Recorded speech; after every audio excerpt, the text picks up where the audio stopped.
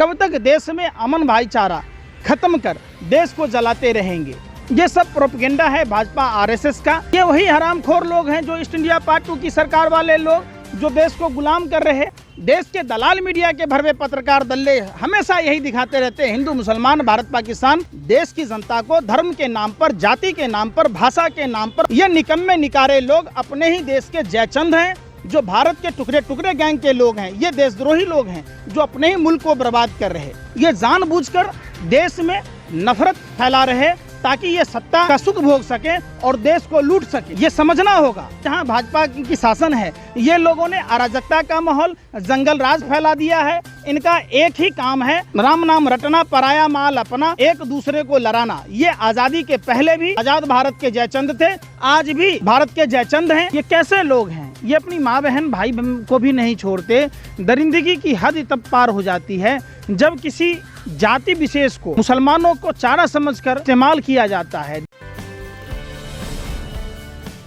जी, मुसलमानों के पर्व मुहर्रम पर योगी सरकार का सख्त मनाही है, क्या कहेंगे? वहीं दूसरी तरफ मंदिर पूजन में योगी जी खुद जाते हैं। देखिए, जानबूझकर देश में देखा गया ये वैमनस्य फैलाने का काम करते हैं। जो शाहीन बाग में जो मौलाना बैठे थे, अनुराग ठाकुर के द्वारा बयान दिया जाता है कि देश के गद्दारों को गोली मारो सालों को। जब ये भाजपा में आते हैं तो क्या ये लोग जीजा समझ के माला पहना रहे होते हैं? जिस महिलाओं को, माता बहनों को, दादियों को, अम्माओं को वेश्या तक कहा गया, जब वो नखत अब्बास के साथ जब भाजपा ज्वाइन करती है तो वो उनकी बहन हो जाती है। ये कैसे लोग हैं? ये अपनी माँ बहन भाई को भी नहीं छोड़ते। दरिंदगी की हद तब पार हो जाती है जब किसी जाति विशेष को, मुसलमानों को चारा समझकर इस्तेमाल किया जाता है। देश देख रहा है, खासकर भाजपा सरकार के क्रियाकलापों से देश स्तब्ध है। किस तरीके से देश में नफरत के बीज बोए जा रहे हैं। माफ़ी मांगते हैं तबलीगी जमात के लोगों से कि हमारे देश में जो विदेशी सैलानी आए थे उनके साथ इतनी दरिंदगी हुई। हम पूछना चाहते हैं गृह मंत्री जी, आपकी आईबी की टीम, आपकी सीबीआई, रॉ जैसी संवैधानिक संस्थाएं, जब निजामुद्दीन पुलिस स्टेशन के बगल में ये मरकज़ का जमावड़ा हो रहा था तो आप लोग कर क्या रहे थे? ये सरासर तरीपार गृह मंत्री का फेल्योर है, उनके सेक्रेटरी का फेल्योर है। यही भाजपा सरकार का नीति के कारण इनकी सारी नीतियां फेल हैं। आज आपने देखा, हम पूछना चाहते हैं देश के हुक्मरानों से, सत्ता के दलालों से, सत्ता के हवसियों से, गोरे अंग्रेजों की नाजायज़ आत्माधारियों से, कब तक देश में अमन भाईचारा खत्म कर देश को जलाते रहेंगे। ये सब प्रोपेगेंडा है भाजपा आरएसएस का। गर्दन से ऊंची छाती नहीं होती और इंसानियत से बढ़कर कोई जाति और धर्म नहीं होती। हर आदमी की आज़ादी है, वो किस रूप में कपड़ा पहनेगा, किस धर्म को मानेगा, क्या बोलेगा, क्या खाएगा, ये कौन तय करने वाले लोग हैं?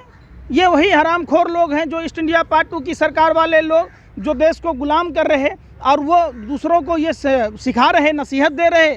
दूसरी बात, जिस टिकटॉक पर बैन लगाने की बात डॉक्टर प्रभात सरकार ने और शशि थरूर जी ने लोकसभा में पूछा था, इन्होंने देश को, सामरिक व्यवस्था को गुमराह करने की कोशिश की, खतरा नहीं बताया, फिर उस पर बैन लगाया। और $5 बिलियन में जब मुकेश अंबानी लेता है तो क्या ये देशद्रोही नहीं है? मुकेश अंबानी के जितने फ़ोन के टावर लगे हैं सारे चाइनीज़ के लगे हैं, क्या ये देशद्रोही नहीं है? जब भारत की कंपनी MTNL और BSNL जैसी कंपनी को डुबोकर इन्होंने जियो को प्रमोट किया, सेल्समैन, सप्लायर सब कुछ थे, किस तरीके से MTNL और BSNL को डुबाया गया?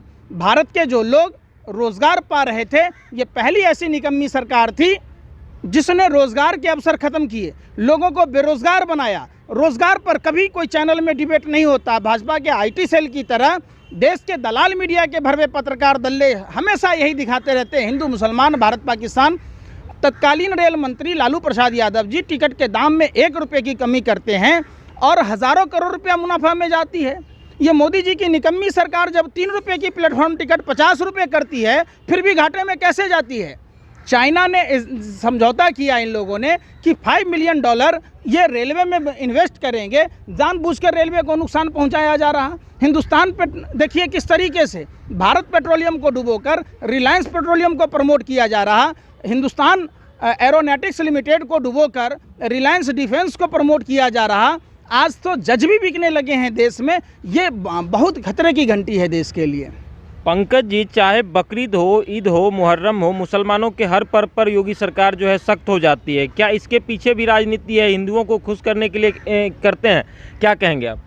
ये किसी को खुश करने के लिए नहीं। जो जिन ब्राह्मणों की हत्या हो रही है उत्तर प्रदेश के अंदर, कभी आपने देखा कि योगी जी ने सख्त हुआ हो? जिस माँ बहनों की बलात्कार लगातार उत्तर प्रदेश में हो रही है, जिन बच्चों के अपहरण हो रहे हैं, जिन लोगों की नौकरियां जा रही हैं, क्या वो हिंदू नहीं है? ये कालनेमी राक्षस की तरह हैं जो भगवा वस्त्र पहनकर धर्म को बदनाम करने का काम कर रहे। उन पीड़ित लोगों से पूछिए जिन लोगों के पास दाने दाने को मोहताज हैं, कभी उन मध्यम वर्गीय परिवारों के बारे में सोचा है? ये लोग सावरकर के लोग हैं जो अंग्रेजों के दलाल और भरुए थे। किस बात के 60 रुपये महीने सावरकर को मिलता था? आज जो चाइनीज़ कंपनियों से इन्होंने पार्टी फंड में चंदा लिया, पूरे देश में 600 के आसपास, आप झंडेवालान में देखिए, मिंटो रोड में देखिए, पार्टी ऑफिस बनाए गए। पूरे देश में इन्होंने बनाया है, 400 से अधिक बनाया है। इनके बाप दादा रिक्शा चलाए थे, ठेला चला के लाए थे। देश की जनता को धर्म के नाम पर, जाति के नाम पर, भाषा के नाम पर, प्रांत के नाम पर ये निकम्मे निकारे लोग अपने ही देश के जयचंद हैं, जो भारत के टुकड़े टुकड़े गैंग के लोग हैं। ये देशद्रोही लोग हैं जो अपने ही मुल्क को बर्बाद कर रहे।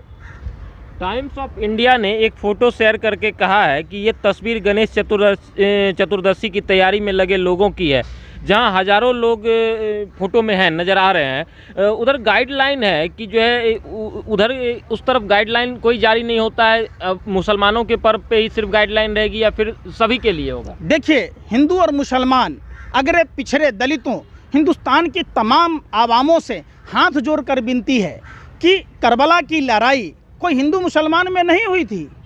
रामायण और महाभारत कोई हिंदू मुसलमान में नहीं हुई थी। ये जानबूझकर देश में नफरत फैला रहे ताकि ये सत्ता का सुख भोग सकें और देश को लूट सकें। ये समझना होगा देश की सभी जाति, सभी धर्म, सभी भाषा के लोगों को कि आप अपने धर्म के, अपने समाज के दरिंदों से लड़िए। ये आपस में अमन भाईचारा समाप्त कर देश को कमज़ोर करने वाले लोगों को विरोध करना चाहिए।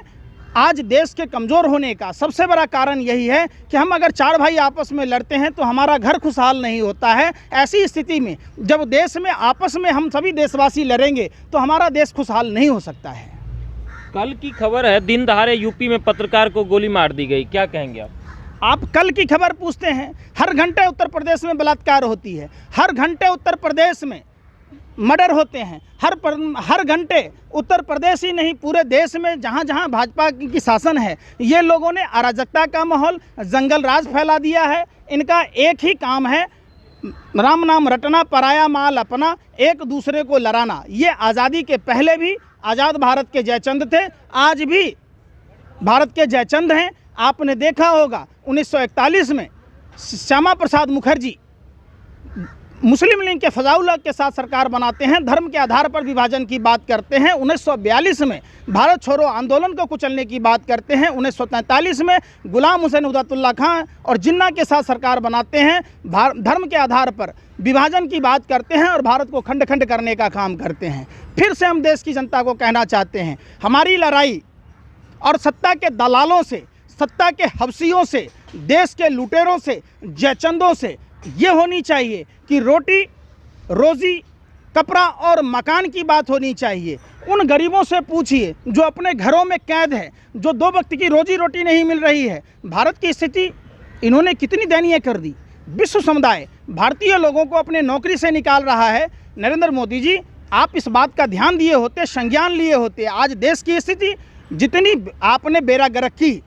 आप जब कोरोना महामारी में जब संज्ञान लेना था, जनवरी के महीने में आप दिल्ली चुनाव कराने में लगे थे, तारीपार गिरी मंत्री घर घर पर्चा बांट रहा था, पूरे देश के सांसद चुनाव में अपनी शक्ति आजमाइश कर रहे थे, फिर भी चुनाव हारे ना।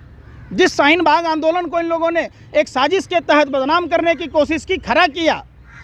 आज किसी भी जाति धर्म पर अगर अन्याय होता है तो मैं इस बात का सबसे पहले विरोधी हूँगा कि आप अमन भाईचारा और देश की सुख शांति को कभी छीन नहीं सकते। और इस चीज़ का जब तक हमारे शरीर में खून का कतरा है, मैं इस बात का विरोध करता रहूँगा। पंकज जी, राजीव त्यागी जी के केस पे आप लगातार आवाज़ उठाते रहे हैं लेकिन अभी तक संबित पात्रा पे कोई कार्रवाई नहीं हुई है, क्या कहेंगे आप? आप संदीप पात्रा पर ही क्यों जा रहे हैं? चिन्मयानंद को देख लीजिए, 49 सीडी मिलने के बाद चिन्मयानंद को जमानत दे दी जाती है। किस तरीके से हमारे पुलवामा घटना में जो जवान शहीद हुए 40 जवान, आज तक उनके नाम पर सेना के सहायता वीर कोष में 258 करोड़ रुपए उसले गए। सेना के उन आश्रितों को न पेंशन मिल रहा और न उनको मुआवजा मिल रहा। कोई उसकी जांच की बात नहीं करता। किस बात का डर है भाई? वो कार किसकी थी जिसमें 300 किलो RDX था, जो भारत माँ की सरहदों की रक्षा कर रहा था? उन्होंने अपने प्राण त्याग दिए। आज उनके बदौलत हम अपने घरों में महफूज हैं। ये देश के सामने इनको बताने की ज़रूरत है। बहुत बहुत धन्यवाद पंकज जी। जय